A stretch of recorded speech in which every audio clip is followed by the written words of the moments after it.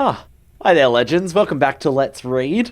Today is a very, very special book brought to you by mehbecca. She actually sent this to me. It's called The Story of the Little Mole. I'm very, very excited to show you this. I've actually never read this book before, so it shall be exciting for all of us. No doubt, no doubt. So it says the story of the little mole who knew it was none of his business. So he knew to be a normal person. So I'm going to scoot on back here. I'm blocking the fire. You legends want to definitely be able to see that fire. Just listen to the fire crackling right now. It's so nice. Speaking of the crackling, I actually had some lovely pork belly for dinner tonight. But anyway, enough of that. Let's push on. All right. Let's see. Okay, so we'll have to do one page at a time. All right, can it not be so? There we go. One day, the little mole poked his head out from underground to see whether the sun had already risen. Then it happened. It looked a little like a sausage, and the worst thing was, it landed right on his head. Look. Wait, I got it. Right on his head. That little sausage. That's not a sausage. How mean, cried the little mole. Who has done this on my head? All right. Sometimes it's quite difficult for me to even read it, so got to get it in the right light. But he was so short-sighted that he couldn't see anyone around. Silly little mole. What are you doing, you short-sighted buffoon? All right. Okay. Did you do this on my head? He asked the dove, who was flying past. No, how could I? Wait, no, that doesn't make sense. There's two question marks. Okay. Me? No, how could I? I? How could I? There we go. That's a bit hard. I do it like this, she answered. And splish, spish, a moist white blob. Okay, landed on... Alright. I gotta get a better... This is a big book. Alright, so... A splish, plish, a moist white blob landed on the ground, right next to the little mole. His right leg was splashed with white. That's because it pooped. Alright, so because this book is a little too big, I can't handle it. Pun intended. I will be holding up, reading it. If you can't see it, I'll show it later. Actually, I'll read it like this, and then I'll show you the little pictures and go along with it. It's more like I'm actually reading it, so you can see this part. All right. Did you do this on my head? He asked the horse, who was grazing in the pasture. Me? No, how could I? I do it like this.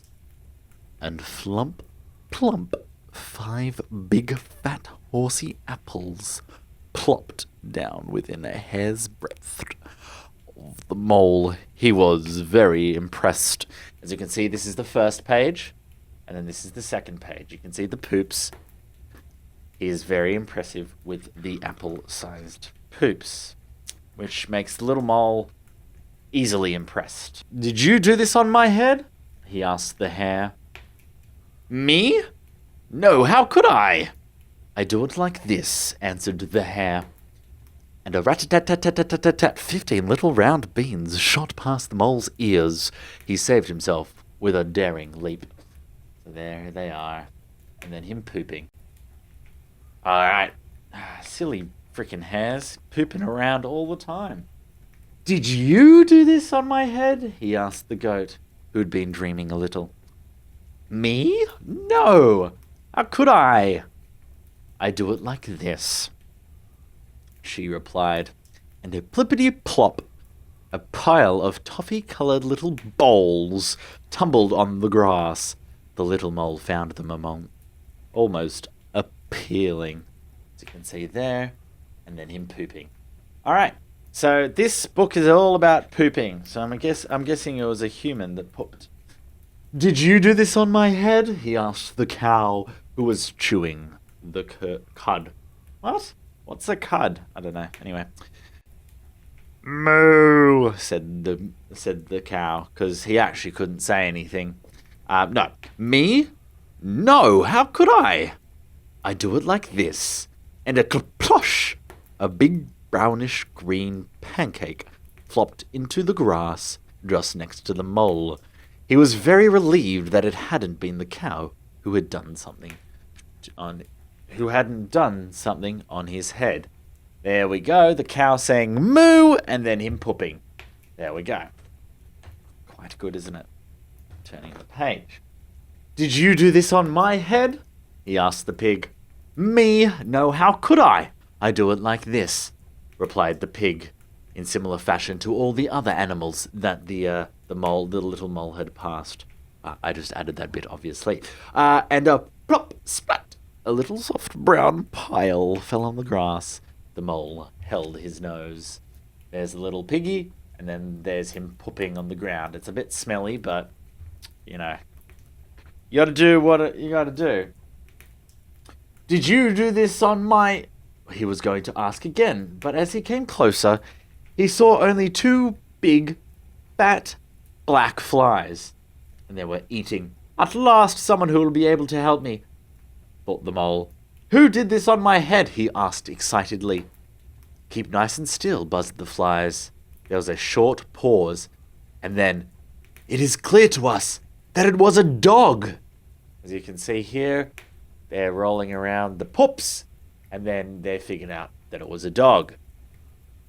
Finally, the little mole knew had done the business on his head. Basil, the butcher's dog.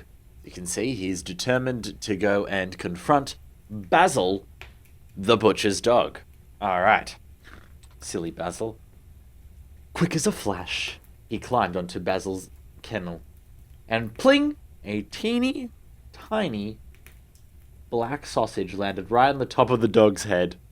Satisfied at last, the little mole disappeared happily into his hole underground. So he pooped on his head, and that's his satisfaction that he finally got revenge.